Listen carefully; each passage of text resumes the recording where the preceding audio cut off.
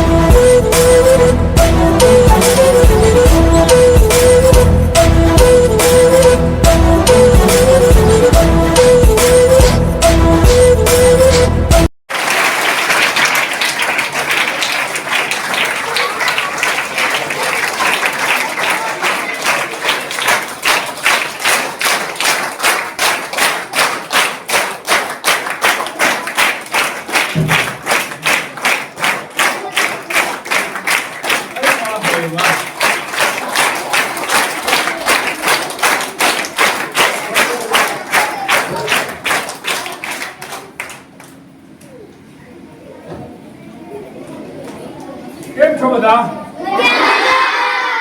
આ મોસમમાં મજા આવે ને? મને તો તમારું જૂનાગઢ બહુ ગમ્યું. હું પહેલી વાર આવેલો ગાડો થઈ ગયો છું. આટલા દારથી જંગલમાં જાઉં છું, તમને બધાને મળું છું. હમણાં જ મારો અવાજ માઇકની જરૂર લાગે છે? આવો. પણ મને બહુ મજા પડી. તમને કોઈ સ્કૂલમાં મજા આવે છે? ભણવાની મજા આવે ને? આટલી મસ્તી કરે ને આટલું ભણવાનું. પણ ભણવાનું હા બેટા, આપણે ગામડે જાવ ને તમારા જેવા ટેણિયા મેણિયાનું મળ્યું તો વર્ષોથી કહું કે આપણે ભણવાનું તો ચોક્કસ, આપણે ભણી મોઢા બનવાનું બેટા, હે ને? કયા ધોરણમાં છો તમે લોકો? કિશોરથી. તું કેટલામાં?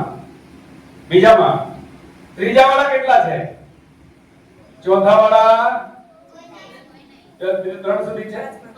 પાંચમા વાળા અને એની ઉપર છઠ્ઠા વાળા, સાતમા વાળા, આઠમા વાળા, નવમા વાળા. કેટલા સુધી? 8 સુધી છે ને? કઈ નહીં, ધીરે ધીરે 10મા સુધી એ સ્કૂલ બની જશે બેટા. પણ ભણવાની મજા પડે ને?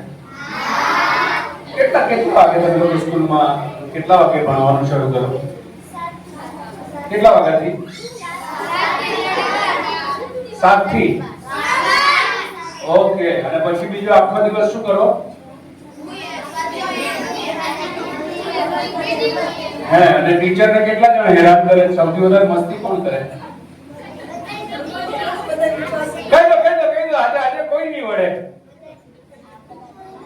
હાર બેટા, મસ્તી કરવાની અને ભણવાની વખતે ભણવાનું હોય મજાથી. મોટા માણસ બનવું છે ને, ભણવું બહુ જરૂરી બેટા. હા, લવ યુ દીકરા, લવ યુ. ખૂબ ખૂબ આશીર્વાદ. તમારે ત્યાં મહાદેવજીના આશીર્વાદ લેવા માટે આવ્યો છું, કામ કરવા. મારી પિક્ચરો જોઈ છે તમે લોકો? તમે લોકો તમારા ઘરે મને કયા નામથી ઓળખે? રામલો. મમ્મી પર કહેજો કે આજે આવ્યો તો, રામલો આવ્યો તો, હા ને, મળવા. અને એમને મારા જય શ્રી કૃષ્ણ અને હર હર મહાદેવ કહેજો. કહેશો ને? એકવાર જોરથી એક હારે હર હર જય ગિરનારે, જય શ્રી કૃષ્ણ. અને સૌથી પહેલા ભગવાન બેટા આપણા ઘરના આપણા મમ્મી પપ્પા હોય ને, એનાથી મોટું ભગવાન કોઈ નહીં બેટા. એટલે ગમે તેટલા મોટા થઈ જાવ ને બેટા, તો આપણા મા બાપને તો આપણે રિસ્પેક્ટ આપવાનો જ એની સામે કોઈથી બોલવાનું નહીં બેટા. એ લોકો જે કહે ને એ લોકોને આપણે માનવાનું, એમને દુઃખ નહીં પહોંચાડવાનું. કરશો ને? લવ યુ ઓલ બેટા.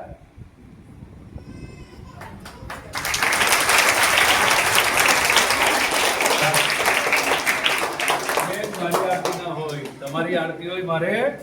તમે લોકો આટલો સરસ યજ્ઞ, તમે લોકો આવા, તમે લોકો આટલો સરસ યજ્ઞ તમે કરી રહ્યા છો. આજના સમયમાં એટલો સમય કોની પાસે? પ્રભુ તમારી તંદુરસ્તી સલામત રાખે, જેથી આ બાળકોનું ઘડતર થાય.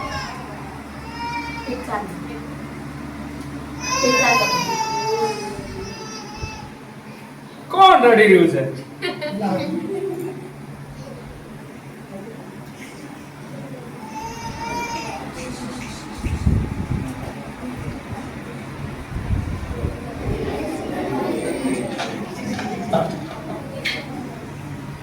અહીંયા કેમ રડી રહ્યો છે? કેમ રડી રહ્યો છે?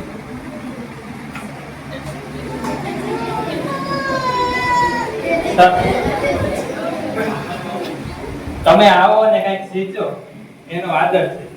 બાકી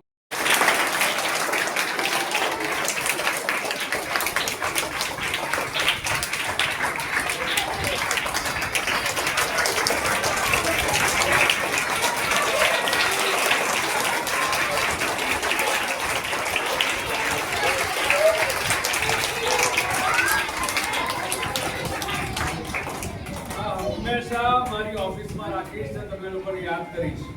પછી જ્યારે જ્યારે આવવાનું થશે ને ત્યારે મળવાનું થશે ને ત્યારે ફરી પાછો પરીક્ષા લઈશ કે કેટલા જણ મમ્મી પપ્પાની વાત માને છે ને કેટલા નથી માનતા. અને ટીચર્સની વાત માનવાની, મમ્મી પપ્પાની વાત માનવાની. આપણે બધા મોટા માણસ બનવાનું છે ને એ થાય ત્યારે જ જ્યારે આપણે ભણતર બરાબર લઈએ બેટા. અને એટલે જેટલી મહેનત કરતા ને તો 5% વધારે મહેનત આપણે ભણવામાં કરવાની. પછી મસ્તી કરો ને એના કરતાં 10% વધારે કરજો. પછી નહીં વળીએ તમે. સારું.